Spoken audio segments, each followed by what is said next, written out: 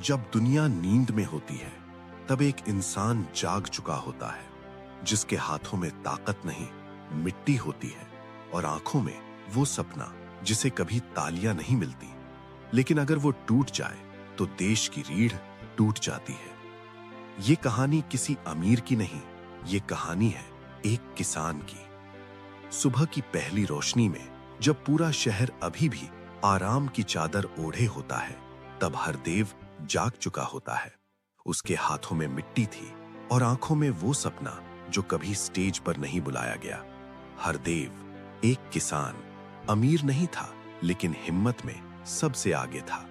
खेती उसके लिए काम नहीं थी, वो उसकी पहचान थी। एक साल बारिश नहीं हुई, धरती सूख गई जैसे उम्मीद। दूसरे साल इतनी बारिश हुई कि फसल बह गई, कर्ज बढ़ा, घर चुप हो गया और उस दिन पहली बार एक किसान रोया। लेकिन वो आंसू कमजोरी के नहीं थे, वो उस इंसान के थे जो सबके लिए मजबूत बना और खुद के लिए टूट गया। पिता ने कहा, अगर चाहो तो खेती छोड़ दे।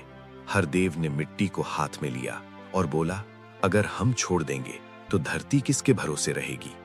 लोग बोले, खेती में कुछ नहीं रखा, शहर चला जा।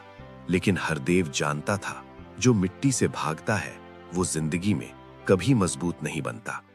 उसने खेती नहीं छोड़ी, उसने सोच बदली। नई तकनीक, कम पानी, कम खर्च। लोग हंसे पर वो रुका नहीं। फिर एक दिन खेत लहलहाया। हरदेव ने फसल को देखा और रो पड़ा। लेकिन ये आंसू हार के नहीं थे, ये जीत के थे। पिता बोले, आज तू मेरा बेटा नहीं, मेरा शिक्षक है। मां की आंखों में फिर से चैन था। हरदेव अकेला नहीं रुका, उसने पूरे गांव को सिखाया, खेती नहीं मरी थी, हमारी सोच मरी थी।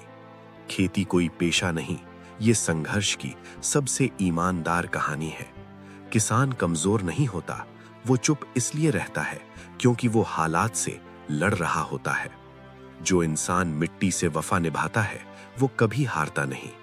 ये कहानी हरदेव की नहीं, ये कहानी हर उस किसान की है जिसके दम पर हम जिंदा हैं।